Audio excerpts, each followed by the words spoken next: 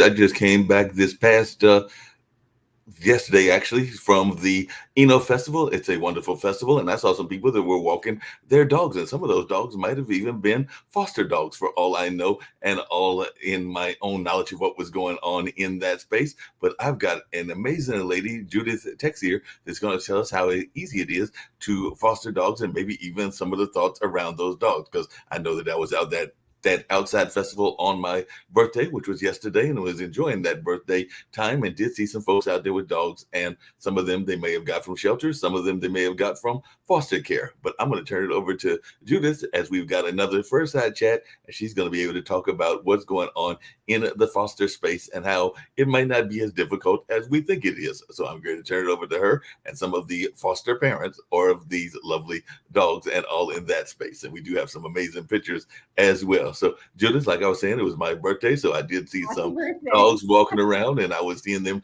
enjoying themselves. And even yesterday, and the last several days, I've run into friends of mine that are walking their dogs, some that may be foster, some that they've had for a number of years. And I always have my same running joke. I'm sure it's a joke that you dog owners get tired of, which I always want to know: are they walking the dog, or is the dog walking them? It's an old joke, but I love telling it, and the folks seem to enjoy it. And the consensus, I think, that your uh, panelists will agree, is that usually the dogs are walking the humans. That is the consensus that I get from everybody that I have talked to in that space. But Well, I'm gonna let you.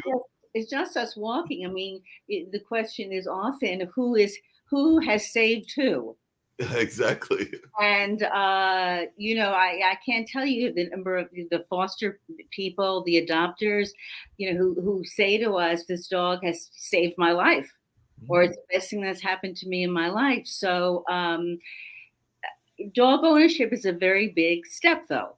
Right. It's expensive. You're looking at a lifetime commitment, and if it's a young dog, you're looking at 12 to 15 years. An old dog, you could be looking at medical expenses. You're looking at training. Not that it's all not worth it. It's certainly worth it, but you may not be ready for that kind of commitment emotionally, financially. But you can still have a dog. You can have many dogs, and you can not only have a dog, but you can save many dogs, Yeah. and that is through a foster program. So I want to talk about that, and I want to bring several of our fosters in. Mark, can you get everybody on the I same? can definitely do that. I'm going to bring them all in. So I think we've got Faith and Stacy and Terry as well. So I'm going to bring them Right, in and let y'all have the conversation. And of course, I'll also saw some amazing pictures, and I am a right. fan of dogs. My brother has had several. I don't have any currently. Don't have any cats either. Don't have any pets at the moment. But who knows? Maybe I'll get a dog in the near future after y'all talk to me about how I Maybe get. you foster a dog, even better. Um, I want to introduce these amazing women, and they're three of, I believe, we have about 56 or 60 foster homes. Wow. That means we have 56 to 60 dogs that at any point we pulled from shelters, we've taken from abusive situations, from hoarders, off chains, some of the worst conditions that you can imagine. And we put them into foster homes. The purpose is to be able to medically assess them. They go to the vet, they get thoroughly vetted, and also behaviorally, because we want to know that a dog we're offering for adoption is adoptable. Sometimes the dog is not adoptable, and that's why we have a hospice program. That means the dog has a quality of life, um, but may not be able to be really adopted for a long term.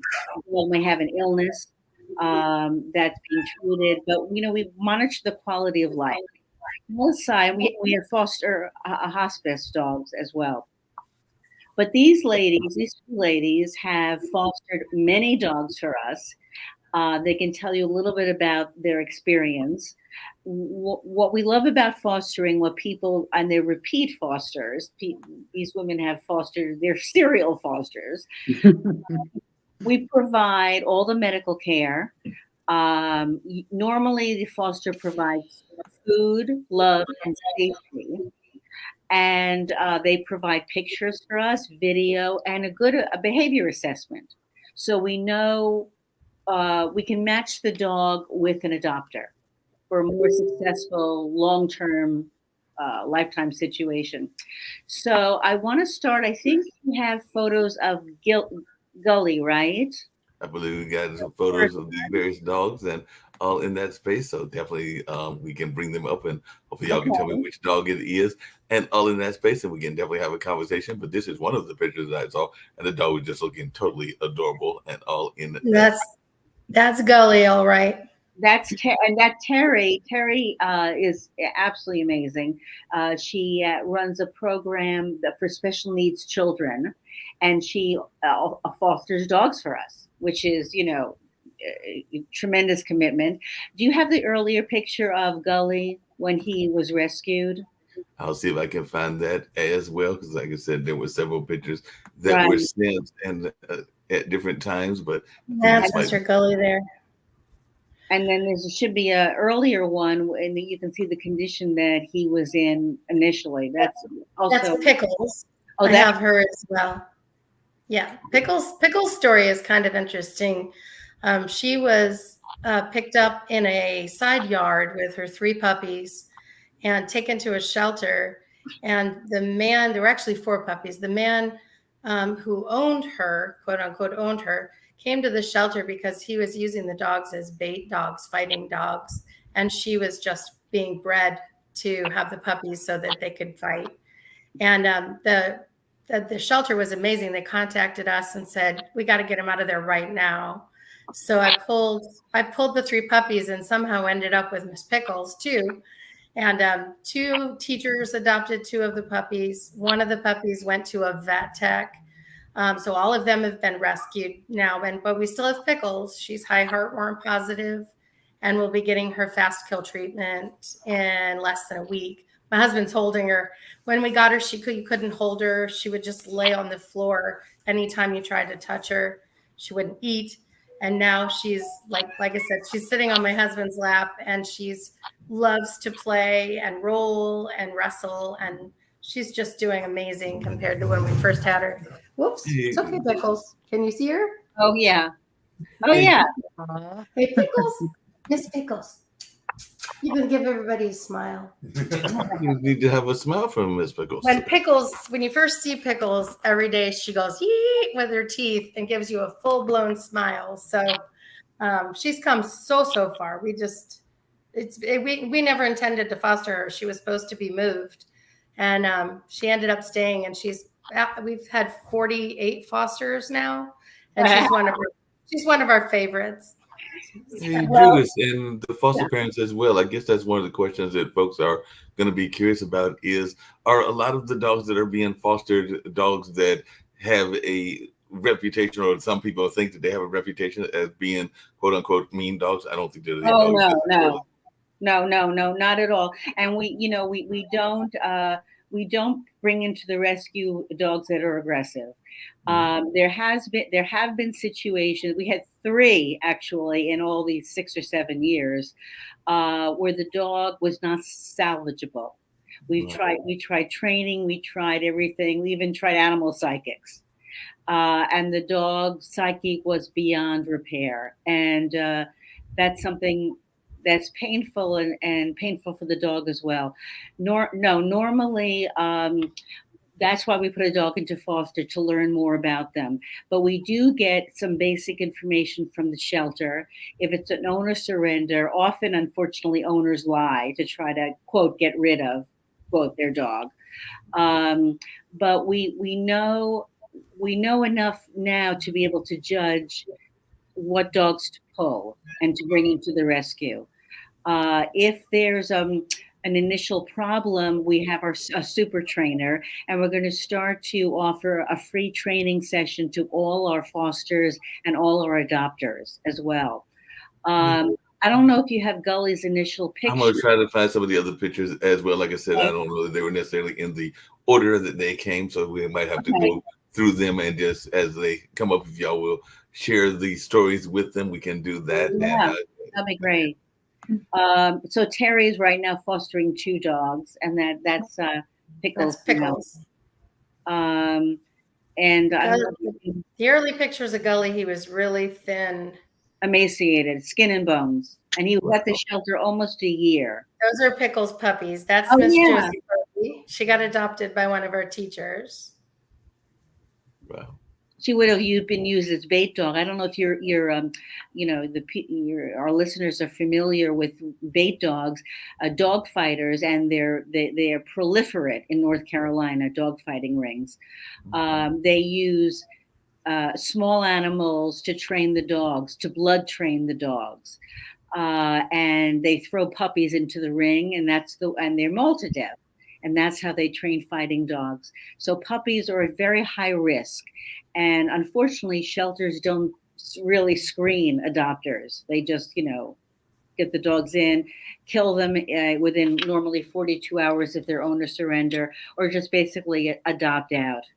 Because that actually raises the question, because like I said, I know that I have contemplated adopting an animal, whether that was a dog or a cat, and I know that they say that they will do a walkthrough of your house or your apartment and all of that, and I guess make sure that it is of a safe environment, not too messy, which in my case would not be the case. So that's probably why I won't be adopted until I can actually do something about this particular space that I'm at. But how much of that is a reality, and how much of that do they actually? I don't know any shelter that does that. I know no shelter that does that. We do that. The first thing we do, and Stacy can speak to that because she's in charge of our screening team. Stacy, tell us about the process by which someone can adopt or foster, because we also screen fosters. Right. So we start out by doing the vet check, make sure that the person has responsibly cared for a dog in the past. And then we do a virtual home visit. And we ask them several questions and get a look around at their home and make sure that it's a good place for the dog to go. Yeah, that makes a lot of sense and everything. Just really curious as you was bringing that up, one of the things that crossed my mind, and like I said, I know different kinds of animals, had some friends with dogs, some with birds, some with cats, and a number of other things. But I know that sometimes there are certain animals that are more subject to being, I hate to use this term, but like throwaways, because I know that is a issue with feral cats, and I imagine it's an issue with abandoned dogs. So is that something that folks need to be concerned about, and how does one go about making sure that they are gotten rescued in a positive way and all along those lines? Because I don't know what you mean by throwaway dogs. I don't know what do you mean by that? Like the person is leaving and they don't know who want to take the dog with them, so they find them. They abandon the dog. Abandon them a lot. Yeah, and Faith, I don't know. You sent pictures of the dogs. You fostered a lot of small dogs for us. You want to tell us? I don't know, Mark. I think we sent you quite a number of pictures. Yeah, and I have quite a number of them, and then we'll bring up another. Okay. Faith, tell us about your because you are a serial small dog foster for us. Tell us a little bit about this one. Yeah. And if you can find the picture of Cooper, he's the one that was really, really matted. He's like a beige color, but yeah, it's really sad, the condition that a lot of these dogs, come into the shelters. They can be completely matted. Their fur is completely overgrown. It's stuck to their eyes. Their nails are, curved over and growing into the skin. They've been completely neglected, and I think that's what brings us all pleasure, is seeing the transformation of these dogs and what they go through. A lot of times their temperaments, when they're in the shelter, are not reflective of their true personalities, because they're under so much stress in the shelters. Mm-hmm. They're guarding, they might be nipping or something because they're just scared. Mm-hmm. So once they come into, the foster homes, they need time to decompress. Here's a very good example. This is a dog that was one of the worst cases of neglect and matted fur that I've ever seen. Yeah, shocking. He was in terrible condition, and he was frightened beyond word. You couldn't approach him. He wouldn't approach you. He wouldn't go near a food bowl. He was terrified of dog bowls, crazy enough. And I don't know if you can find the picture when he got groomed, what he looked like. Let's see. Nope, keep going. Another one who was in bad shape. But Oh, let's see if we can get to him. Nope. We're still going. Keep going. These are many of the dogs that I've had. yeah. The smalls that I've had. But as I was saying, I mean, just the transformation is amazing. You know, once they get into the homes and they get comfortable and they learn to trust you, you know, it's really brings a lot of, you know, pleasure and gratitude when you see them play with the toy for the first time. Yeah. Climb up on your lap. It's truly amazing. And it's really sad to, you know, to think about what they've come through. I know me personally, I always want to know so bad, you know, what the environment was that they were in before, what type of home they were in. Were they an outside dog? Were they an inside dog? So for me, it brings me a lot of gratification to see the transformation and see them get comfortable and, you know, learn what it's like to actually receive love. And sometimes, you know, we actually just pulled, I guess, about a few days ago, a dog a 12-year-old dog.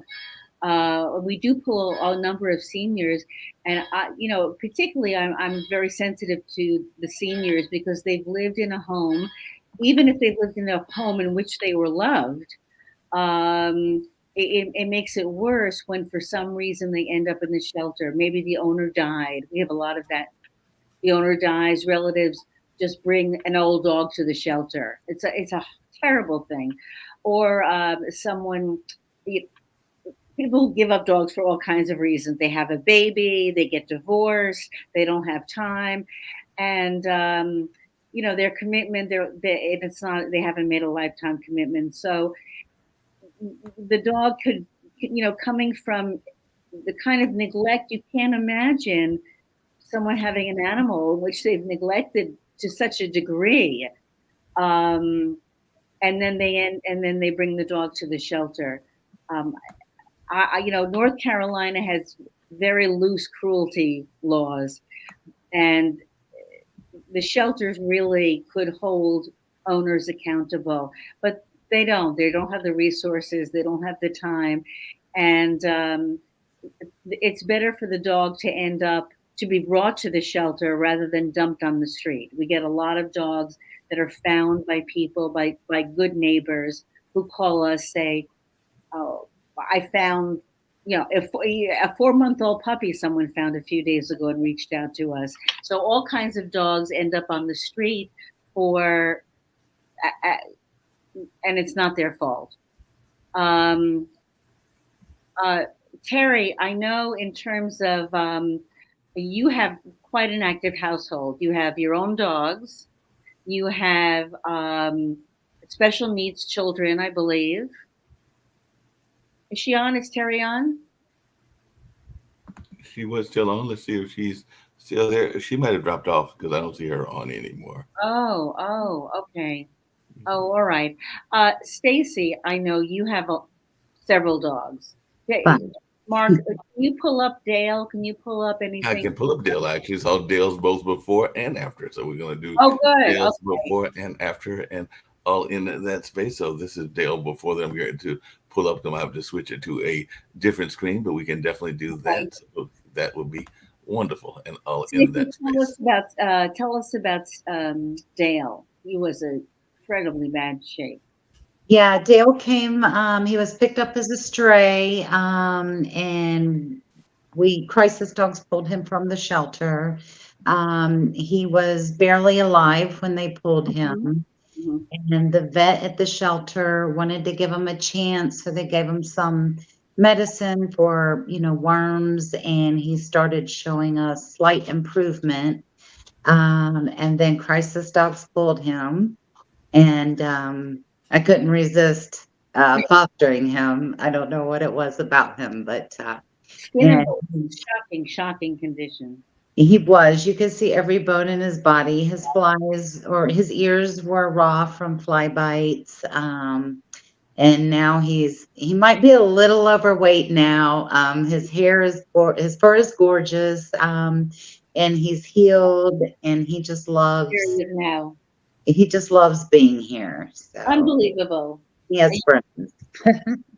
But you have other dogs, so is it ever introducing a new dog, even for a temporary dog? So it's a new temporary family. What have you had issues bringing in a foster dog? Yes, there's one of my dogs that he doesn't really get along with. I think he's just a little fearful because Dale can't see very well at all. He can hear pretty good, but I think the other dog frightens him. And he doesn't have a lot of teeth, so he can't really defend himself. He's about So 11 years old, isn't he? About 11 or 12 or 11? he's 12 now. I've had him almost a year. Yeah, that's unusual. It's a very long foster. I mean, Jerry's oh, good. We're inclining that Dale is going to be your dog. But go ahead. He's welcome to stay here until he either finds a home or, he dies. So he's more than welcome here. We love him. But we just keep him separate from the other dog. So he's good with all the other dogs in the house. And we just rotate the two, Dale and Carter, because they don't get along. Oh, yeah. And Carter is also a foster dog, right? Carter's a permanent foster dog. Permanent foster dog, right? I mean, the average time, Faith, it's a pretty good indication. You get in very cute little dogs. What's the average time that you foster for? I would say maybe about 3-4 weeks. Yeah, It's a dog that's highly adoptable. Doesn't Yeah. have a lot of medical issues that we need to take care of before they're suitable to go to a new home, to go to a Right. doctor. So, but I think there's a very broad range of how long we each have fosters. It can be as quick as 2 weeks. It can be a year. So it really does just depend. But Judith, I had a quick question because I had this picture of the very matted dog and everything, which was the one that y'all said was Faith Hank and everything. And then I saw another picture where the dog did not look that matted and looked much different and everything. So I just want to make sure that I was seeing the right picture, that this is the same dog. So, Yes. That is. And I don't know if you have the one that I sent this morning. I actually got an update. I reached out to the adopter down in South Carolina yesterday to see how Cooper was doing. Oh, yeah. She sent me another picture, and he's a fluffy little poodle now. I think I do have that, and I'll see if I can find that one as well. But yeah, I think I also find a lot of times, I don't know if the other foster moms would agree, but a lot of times they get attached to you, right? Because you're the first person that has given them love and attention, so they tend to attach very quickly. And for me, that's the hardest part. They attach, and then I always feel like they're not going to find somebody else to attach to. So that makes it really hard to let them go. Well, people say that. I mean, if they're hesitant about fostering, they go, "Well, how can I even let the dog go?" So, how does that work? How? Yeah, I mean, that's a really good point, Judith. I mean, and the answer to that is there's over 55,000 dogs euthanized in shelters in North Carolina every year. So if I don't let a dog go that I'm fostering, then I don't have room to take in another one, and that dog's then at risk. Right. Wow. And we had one for probably over 6 months. We took her through her heartworm treatments and everything. That's Cooper right there. That's him now. That's him now. And that adoption didn't work out. And she came back to me, and I said to my husband, I'm not letting her go till I meet the adopter this time. I drove her all the way north of Richmond to meet the lady. It's turned out to be a wonderful adoption. And she writes me all the time, and she'll say, "Dear before mom, after letting me get my own couch, and look, I got a cat. Love me."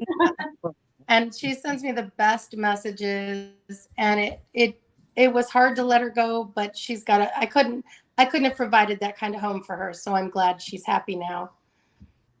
And if a dog doesn't work out, we take the dog back.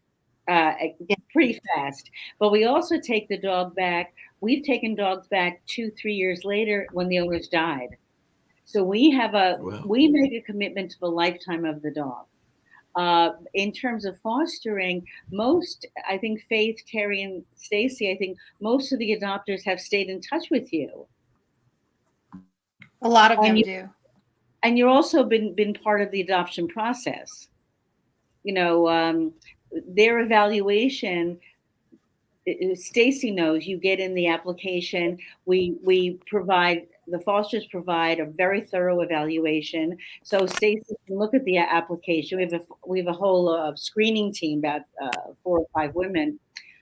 You can look at the application and look at what the foster has written, and you can see how that's going to match. Sometimes someone wants, let's say, one of Terry's dogs, and we go, I don't think that that's going to really work. So we suggest another dog, maybe one of your dogs or any of the other fosters. So we really, you know, we work with the adopter, but the information from fosters is really critical. That's why we are always looking for fosters, good fosters. It's the heart of our organization. and what does it take to be a foster? What are some of the requirements that you are looking to have for somebody be a foster parent of the dog and all along those lines? So what are some of the things that are requirements, for lack of a better terms, that you are looking for if somebody is interested in fostering an animal, a dog to be specific? Part of the screening, and Stacey can speak to that, we do a very similar screening. We have a little more leeway with fosters. One of the requirements for an adopter is your dog must be on year-round heartworm prevention and be fixed. We do not adopt to households that have an unfixed dog or that does not have their dog on heartworm prevention, because that's a lethal disease, and it's 1 pill a month. You can do that. So we ask the same thing of fosters. If there's some situation, and if the dog is urgent, and a situation in which the foster has not kept their dog on their personal dog on heartworm, we provide the heartworm anyway, heartworm pills. So, but we look for, you know, responsible dog ownership. We look for security. Safety is really important. We prefer a fenced yard for fosters, because the dog is coming from a shelter or from the street and needs a secure environment in which to transition. Basically, that's it. Stacey, anything else we're looking for in terms of a foster? No, just, you know, when we look around their house, we just make sure there's nothing dangerous that stands out and it's a safe place for the dog. Right. And there's no outside ties or outside doghouse, you know, things like that we're very conscious of. You know, we also, we really love mature or senior fosters. You know, one of our, we have a couple who has fostered 32 dogs for us. Wow. And they're in their 70s. They've really transformed dogs that have had problems. And they keep in touch with the fosters. But we love the senior adopters. They maybe don't have the financial resources, or in this case they do, and this couple does, and they go on cruises. So in between cruises, they foster for us. But we love the senior fosters because the dog gives them company. The dog gets the love and nurturing they need to be able to move on, and the senior foster does not have to invest in having a dog. So we find that works out really well. How much do you look at the rest of the family environment? Like you kind of alluded to it, a couple of you did. If the family has other pets, whatever that is, whether that's reptiles or cats, or if they have children or other things that are in the household, how much does that play into the fostering decisions? Right. Well, we really prefer not to have, we have had fosters, young children. And Terry, how old is your youngest? So I have 4 children, but my youngest has autism. And so actually my youngest and my next one up have special needs, which is why we started the school. And she's actually 22, but she is developmentally more like 6 or 8. And she has really horrible animal danger. She just has no idea that a dog is dangerous in any way. So it's like having a small child all the time with her, but it's also a great test for the dog because we know, can the dog handle being grabbed or hugged or ears pulled or suddenly getting groomed in the middle of dinner, you know, because that's the kind of thing that Charlotte would do. So, Right. you know, the dog gets lots of practice with crazy behaviors at our house. Yes, that is true. Right. We learn in foster if a dog is afraid of the husband or the son, a man. My husband, that happened. My husband sat on the floor with the dogs for like hours until they'll come up to him, and he'll do it day after day after day until they learn to trust him. But you know, you put in a lot of time. Like while I'm cooking dinner, he's sitting on the floor waiting to see if the dog will come up to him. You know, and eventually they all do, but it takes so much patience. Hey, Terry, along those same lines, because I've had some friends that have autistic children, and I know that sometimes animal therapy can be very useful in that space. Mark, you're chopping up. You're chopping up. Am I chopping up? Can you hear me now? Now we can, yeah. I can hear you. Okay. I was just saying that I know that sometimes therapy can be very important with some of the folks in the special needs community, like animal therapy. I've had some friends in that space that have used both dogs as part of their therapy as well as horses and other animals. So I was just wondering, is that something that you have been dealing with, Terry, as well? Because I do know that can be very good for people in that space. We've actually had a lot of the crisis dogs have gone to my school. I run a school for special needs middle and high schoolers. I take the dogs in, like especially the puppies, and use them as a life skills learning time. You know, the kids can handle the puppies, and it's also teaching the puppies to listen to different people. We do have 2 dogs that come to school. One is my daughter's service dog, and another is a school therapy dog.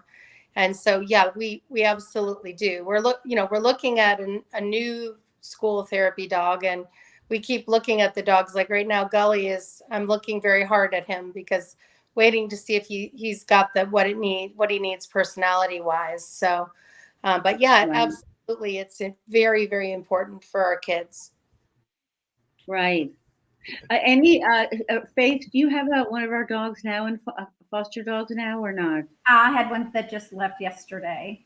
Oh, right. Okay. Stacey, who do you have that you can show on the screen? I have Dale. Let me see where he's at. And Terry, you have Gully and you have Pickles. I can get Gully. Gully's laying here being silly. Gully, you want to be on the screen for a minute, buddy? I can see if I can see him. Whoops. Here's Dale. Gully. Right. Say hi. Big sigh. Hey there, buddy. Yeah, he is doing so well. So easy. Let's see. I don't know how to turn my. Do you have Pickles? Turn the camera around. Here's Dale. Oh, right. That's a good one. Yeah. Dale. Yeah. Pickles is hiding in the corner. Here she is. Pickles, Okay. want to say hello? Miss Pickles. Oh, she's scared still, huh? Well, no, she doesn't like being shut in this room with us. She wants to go run around the house with everybody else and hide under the trailer. Right. No wiggle. No wiggle wiggles. No, she says, I'm not wiggling my tail for you people right now. Well, if anybody's interested in fostering, they need to go on our website, which is crisisdogsnc.org, and fill out a foster application, and we'll talk to them, see what they're interested, what kind of dogs they're interested in. And basically, we rescue dogs if we have a foster home. So the faster we adopt out a dog from our large stable of fosters, it leaves an open space, but sometimes we just don't have an open space. And that's when we need desperately to have more fosters.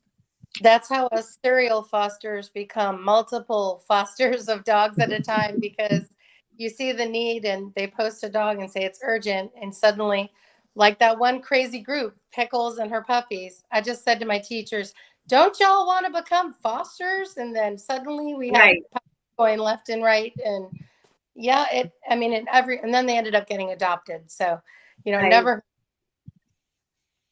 Terry, you were wearing our new T-shirt. Yes, ma'am. Let me see. It looks really good. Oh, it looks great. Yeah. That's great? Yeah. Looks very large in that picture, but it does, but it looks great. Yeah. Mark, it's we can talk about this after, but it's cutting out a lot. Anyway, I just want to thank Faith and Stacy and Terry and all our amazing fosters, because we cannot do it without you, really. And Mark, thanks for having us. No problem. Looking forward to it. I love these conversations. Y'all are doing a great job of sharing the wealth of knowledge about what's going on in the animal kingdom, and particularly with these animals that are part of our lives and all in that space. So I'm looking forward to more conversations, hopefully even one next week and all in that space. But definitely, I definitely hope folks will able to think about what y'all are talking about, and definitely get more folks adopting these dogs that need this adoption and all in that space. So I hope that folks will be reaching out to you and getting in touch with you so that you can get some of the animals adopted that are needing adoption, as well as foster care as well. So definitely get ready to get us on out of here with a couple of commercials, including some about a human institution, which is the Natasha House, and that is dealing with some folks that have gone through some situations in terms of domestic relations and a number of other things. So I'll get out with that particular thing, and well as a couple of other announcements and all in that space. But from what I was hearing, and I was watching it online as well, things seem to be clear and all of that. But if you have any last second thoughts, either you or the two remaining foster parents, other than that, we'll get ready to get on out of here, and we'll be back hopefully next Sunday with more great conversation at our regular time of 3 o'clock. But I had some internet stuff going on. Thank you so much. No problem. Bye-bye.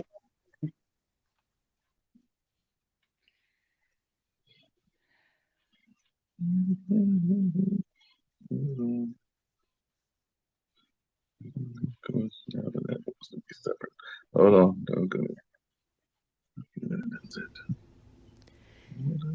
It is a gem tucked away near a forest, a place where the lost are found. It is a gift of wholeness for those who are ready to receive it.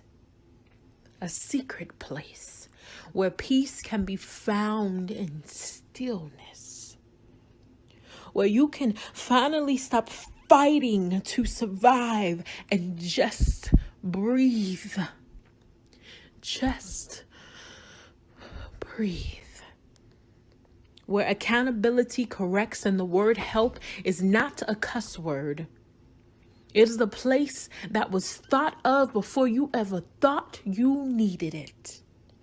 It is where forgiveness starts and healing begins. Well, we are taught that when we put our hands to work, we can create something. As we uprooted the weeds in the garden, it was a reflection of our lives. As we uprooted disappointment, as we uprooted pain, as we uprooted being traumatized.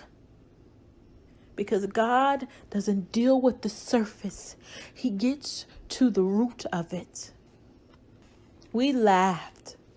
We shared tears. We shared our stories. We shared our fears, our dreams, our visions, our heart. We were more than just mothers. We were broken women trying to figure out how to become whole again.